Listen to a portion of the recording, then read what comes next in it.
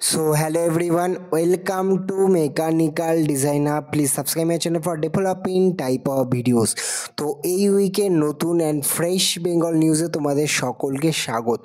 তো বেঙ্গল নিউজের নতুন খবরে সবাইকে স্বাগত। তো প্রথম যে বড় খবর আসছে সেটা অবশ্যই আসছে দেউচা পচামি কোলফিল্ড থেকে, যেখানে বেঙ্গল গভর্নমেন্ট অলরেডি কোল গ্যাসিফিকেশন প্রজেক্টের জন্য অলরেডি অ্যালটমেন্ট এবং টেন্ডার রিলিজ করে দিয়েছে এবং ওপেন কাস্ট মাইনিং ফেব্রুয়ারি থেকে চালু হতে পারে। তো দেউচা পচামি বীরভূম ডিস্ট্রিক্টের পশ্চিমবঙ্গ তথা ভারতবর্ষ তথা এশিয়ার দ্বিতীয় বৃহত্তম কোল মাইন্স, যেখানে পশ্চিমবঙ্গ সরকার ওপেন কোল মাইন্সের জন্য জমি অধিগ্রহণ সম্পূর্ণ করেছে এবং যেখানে তারা প্রায় যে টেন্ডার, সেটা একটা টেন্ডারও কিন্তু তারা ফ্লোট করেছে। সেই টেন্ডারের রেজাল্ট কিন্তু খুব তাড়াতাড়ি বেরিয়ে আসছে, যার মাধ্যমে এখানে বিভিন্ন ইন্টারন্যাশনাল কোম্পানিরাও কিন্তু টেন্ডার স্থাপন করতে পারবে এবং ওপরের যে ব্যাসল্ট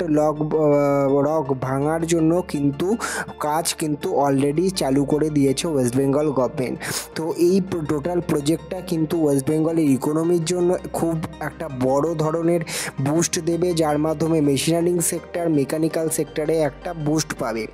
এবং এই যে টোটাল ওয়েস্ট বেঙ্গলের দেউচা পচামি যে কোলফিল্ডটা আছে, এটা কিন্তু সারা পশ্চিমবঙ্গকে একটা আর্থিকভাবেও সচ্ছল করবে, ভারতবর্ষের যে কোল নিড সেটা পূরণ করবে। দেখতেই পাচ্ছেন প্রায় 30% এটা কিন্তু ফেব্রুয়ারি থেকে স্টার্ট হবে ওপেন কাস্ট মাইনিংয়ের ক্ষেত্রে, এবং আন্ডারগ্রাউন্ড মাইনিংয়ের ক্ষেত্রে প্রায় 40% অংশ আছে যেটা গ্লোবাল টেন্ডার ফ্লোট করবে। এবং কোল গ্যাসিফিকেশনের জন্য প্রায় 30% পাইলট প্রজেক্ট স্টার্ট করেছে।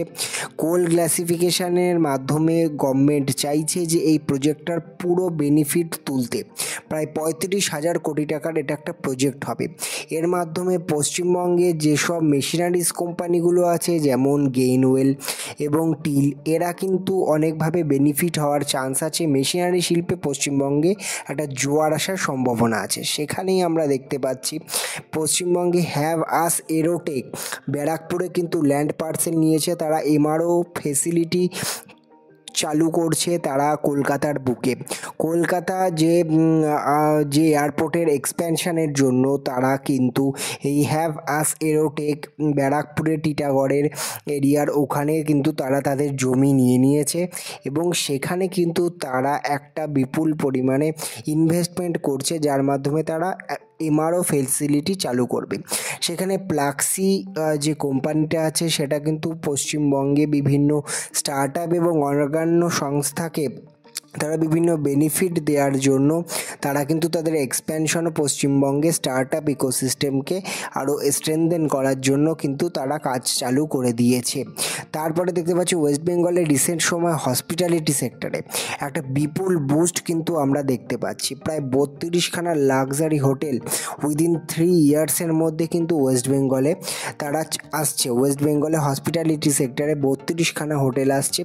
এই বিষয়ে আপকামিং যে বেঙ্গল গ্লোবাল বিজনেস সামিট আছে ফেব্রুয়ারিতে, সেটার ওপরও কিন্তু একটা ভালো বুস্ট আমরা দেখতে পাচ্ছি। তো পশ্চিমবঙ্গের হসপিটালিটি সেক্টরের জন্য এটা খুব ভালো খবর।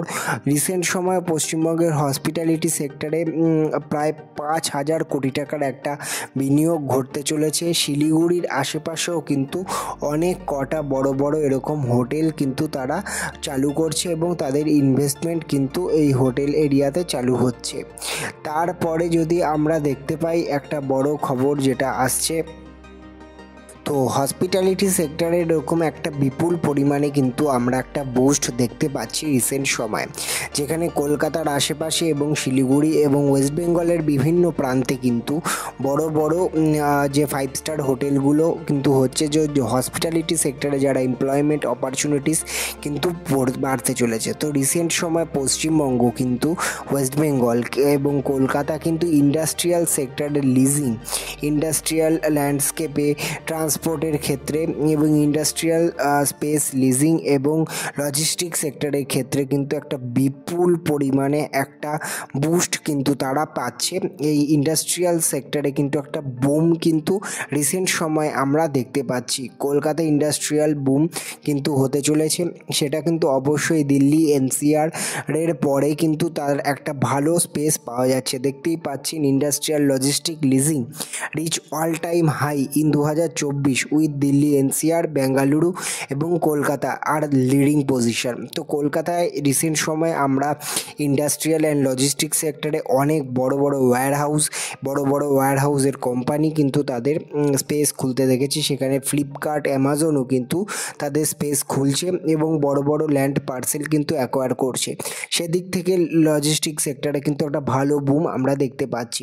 তো রিসেন্ট সময় কলকাতা এয়ারপোর্ট টু কম্বোডিয়ার মধ্যে ট্রাভেল যোগাযোগের জন্য ইন্ডিগো কিন্তু তারা নতুন ফ্লাইট চালু করেছে। এর মাধ্যমে কলকাতা এয়ারপোর্ট আরও ইন্টারন্যাশনাল ফ্লাইট যত বাড়ছে, কলকাতা এয়ারপোর্টে কিন্তু তাদের বিজনেস এবং এক্সপ্যান্ড করার চাহিদা কিন্তু আরও বেড়ে যাচ্ছে। তো রিসেন্ট সময় হলদিয়াও কিন্তু তার বুস্টে আছে, ইন্ডাস্ট্রিয়াল সেক্টরে বুস্ট পাওয়া যাচ্ছে। সেখানে প্রায় 91 কোটি টাকা বিনিয়োগ করছে petro carbon and chemicals limited. প্রায় 91 কোটি টাকা বিনিয়োগ করে তারা প্রায় 2টো প্ল্যান্ট কিন্তু হলদিয়া সেক্টরে কিন্তু তৈরি করতে চলেছে। দেখতেই পাচ্ছেন 91 crore investment in West Bengal, 2 factories গড়ে উঠবে, 2টো কারখানা, কয়েকশো কোটি টাকা বিনিয়োগ ইন হলদিয়া। তো হলদিয়া কিন্তু আরও বেশি করে তুলে আনতে হবে, হলদিয়া পেট্রোকেমিক্যাল শিল্পের ক্ষেত্রে আরও বিনিয়োগ আনতে হবে, যার মাধ্যমে আমরা যে এই কনজেশন কলকাতার আশেপাশে ছড়াতে পারি, সারা পশ্চিমবঙ্গে বিভিন্ন জায়গা থেকে যেন এমপ্লয়মেন্ট অপরচুনিটি হলদিয়ায় আসতে পারে।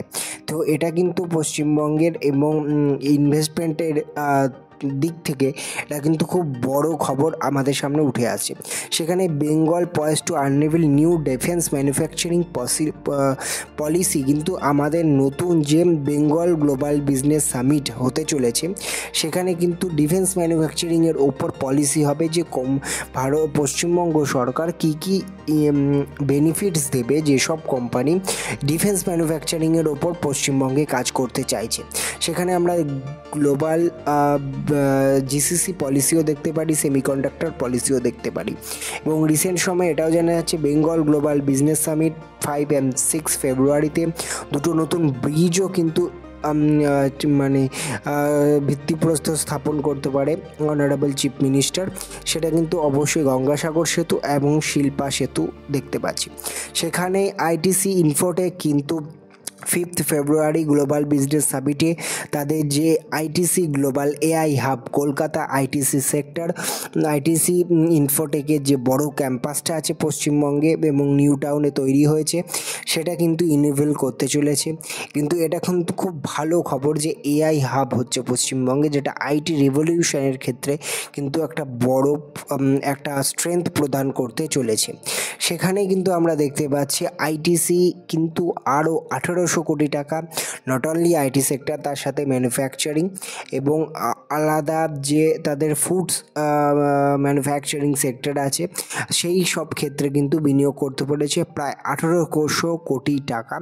আইটিসি কিন্তু পশ্চিমবঙ্গে বিনিয়োগ করবে, সেখানে আইটিসি ইনফোটেকের ক্ষেত্রেও, আইটি সেক্টরের ক্ষেত্রেও, ম্যানুফ্যাকচারিং সেক্টরের ক্ষেত্রে এরকমভাবে কলকাতা বেসড সংস্থাগুলো কিন্তু অনেকভাবেই বিনিয়োগ করতে চলেছে। সেখানে আমরা যে দেখতে পাচ্ছি আবার বেঙ্গল গভর্নমেন্ট প্ল্যান করছে ময়ূর কাশী কটন মিলের রিভাইভালের জন্য। এর মাধ্যমে কিন্তু টেক্সটাইল সেক্টরে গুরুত্ব বাড়তে পারে। এই ধরনের নতুন নতুন ভিডিও পেতে আমার চ্যানেলের সাথে জুড়ে থাকুন, ভিডিওতে ভালোবাসা দিন, কমেন্ট করুন। আমার 3000 সাবস্ক্রাইবারের টার্গেট পূরণ হয়েছে। Thank you all.